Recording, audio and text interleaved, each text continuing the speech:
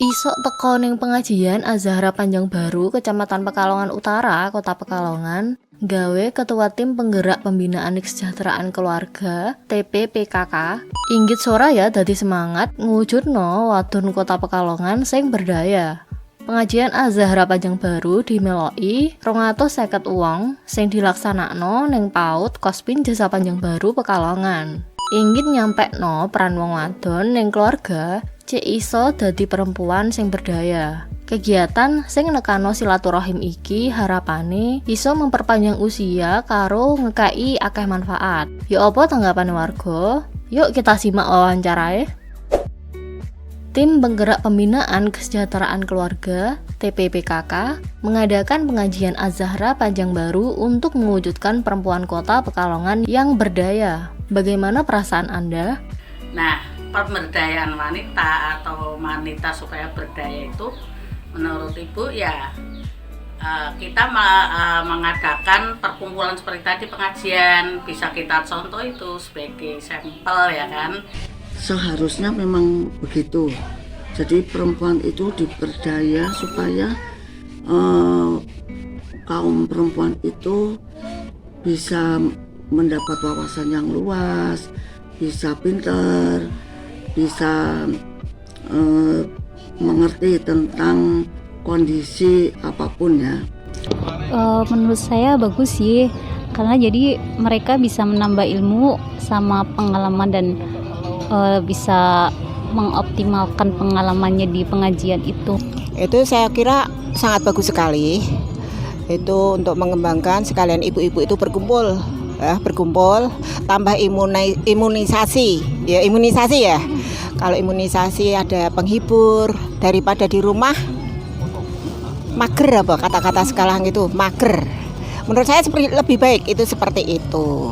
Tapi ya tidak diwajibkan ya untuk ibu-ibu berkegiatan seperti itu, terutama itu yang diwajibkan itu adalah urusan rumah tangga, melayani suami dan anak-anak. Itu menurut saya itu sebagai sampingan untuk menambah ilmu agama. Menurut Anda, perempuan yang berdaya itu yang seperti apa? Ya, yang namanya berdaya itu ya harus memikirkan kehidupan rumah tangga juga, karena seorang ibu itu kan di bawah izin laki-laki ya. Jadi kita melakukan pemberdayaan seperti kita sendiri menggunakan ilmu, tapi jangan lupa rumah ya, karena kita sebagai ibu rumah tangga juga dituntut. Jadi seperti laki-laki kan ar-rijalu qawwamuna 'alan nisa ya kan. Jangan wanita yang mungkin kepandaiannya, kecerdasannya atau tugasnya melebihi suami, ya tetap ya namanya aja wanita ya. Jadi silahkan di luar memberdayakan diri, menimba ilmu, tapi harus punya planning waktu mana yang lebih penting ya kan. Dikatakan berdaya juga bisa, karena asal bisa mendampingi suami dengan baik, membuat keluarga tentram, damai, tidak ada sesuatu yang kurang. Ya, perempuan yang mandiri mungkin yang bisa menyeimbangkan antara peran dia sebagai seorang istri, sebagai seorang ibu, dan sebagai diri dia sendiri. Perempuan yang berdaya itu seperti yang bisa mengayomi keluarga, anak-anak, memberi pelajaran yang hakikatan, terutama pembelajaran akhlak, kesopanan dan adab. Itu yang penting. Bukan sekarang itu secara detail, kebanyakan tuh anak-anak akan diutamakan kadang pembelajaran itu pakai HP ya. Menurut saya seperti itu tuh kurang pas. Apakah perempuan yang berkarir dan kurang optimal menjalankan kewajibannya sebagai istri dan ibu bisa disebut sebagai perempuan yang berdaya? Dilihat dari saat-saat ini, memang sebetulnya banyak perempuan yang pintar. Cuman sepertinya kok nggak menonjol gitu ya, nggak menonjol seperti orang laki-laki ya.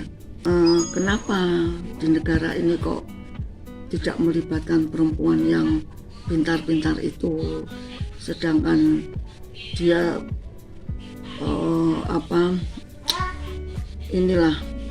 menguasai hal apapun ya. Enggak sih menurutku ya, karena perempuan yang berdaya itu kan perempuan yang mandiri. Ini agak susah menurut saya, karena kerja sambil melayani keluarga ya. Lain lagi kalau di rumah ada pembantu, ada yang bersih-bersih, itu tidak apa-apa ya. Apalagi suaminya juga bekerja ya. Ya kurang optimal itu ya kita bisa maklumi ya. Perempuan seperti apa yang sebenarnya dibutuhkan oleh negeri ini? Mungkin perempuan yang cerdas, yang punya pendidikan dan wawasan yang bagus. Saya kira tuh semua perempuan itu dibutuhkan ya. Tidak ada yang dibutuhkan. Semua perempuan itu sangat dibutuhkan. Dibutuhkan untuk anak-anak, suami, lingkungan keluarga yang bisa bersosialisasi. Apa yang harus dilakukan untuk menjadi perempuan yang berdaya? Ya mungkin dari segi pendidikannya ya harus bagus, mungkin kayak gitu ya. Jadi kalau dia pendidikannya terpenuhi, otomatis ilmunya terpenuhi, jadi dia bisa menempatkan posisi dia sebagai diri sendiri maupun sebagai ibu rumah tangga ataupun sebagai seorang istri gitu. Sederhana sekali. Bisa mengelola rumah tangga yang baik, bisa mengatur ke pekerjaan sesuai apa yang dibutuhkan seorang ibu rumah tangga. Kemudian bisa mendidik anak, kebetulan bisa menghimpun anak yang bisa bersosialisasi dengan agama. Pemerintah yang penting itu satu, itu hanya itu yang saya katakan tadi, adab dan kesopanan. Itu aja, itu kuncinya hanya itu. Lainnya saya kira enggak. Kalau enggak ada, walaupun dia pintar setinggi langit, tapi kalau tidak ada adab dan kesopanannya kurang menurut saya itu. Apa yang harus dilakukan oleh pemerintah untuk mewujudkan perempuan-perempuan yang berkualitas? Itu sebetulnya sangat gampang ya Mbak, sangat eksis lah, artinya ya otomatis perempuan itu harus disaring, diikut sertakan untuk sebagai mungkin pejabat, dijadikan menteri apa, dijadikan DPR, itu pasti bisa kok perempuan itu, karena sudah jadi jiwanya ya, mungkin perempuan itu ingin serta membantu atau ikut sukarela dalam arti untuk membenahi negara yang baik gitu ya. Fasilitas pendidikannya mungkin dari kayak pengajian kayak gitu, jadi dikembangkan lagi, jadi semua orang bisa ikut. Wujudkan aja PKK yang mandiri, diberi untuk ibu-ibu yang punya potensi yang berkarya, seperti katakanlah bisa membuat jajanan, diantar-antarkan, dikasih pembelajaran dari awal yang lebih baik, dikasih modal ya. Jangan modal berupa uang, saya kira. Kalau berupa uang habis akan ke Saiki konsep penguatan berdaya masif digaungno ning tengah-tengah masyarakat. Sebenarnya ya apa sih Islam mandang permasalahan iki? Yuk kita simak penjelasan Ustadzah. Ojo lali like, komen, karo share seluas-luase. Di antara tujuan utama gerakan PKK saat ini adalah mempromosikan kesetaraan gender dan pemberdayaan perempuan, serta mengembangkan potensi dan kemampuan perempuan. Dalam hal ini, sebagaimana tercantum dalam buku panduan PKK, standar perempuan berdaya, salah satunya adalah kemandirian ekonomi. Itu berarti sejalan dengan konsep pemberdayaan perempuan yang diarahkan oleh organisasi wanita PBB atau UN Women. Harus disadari bahwa saat ini kita sedang hidup dalam sistem kapitalisme.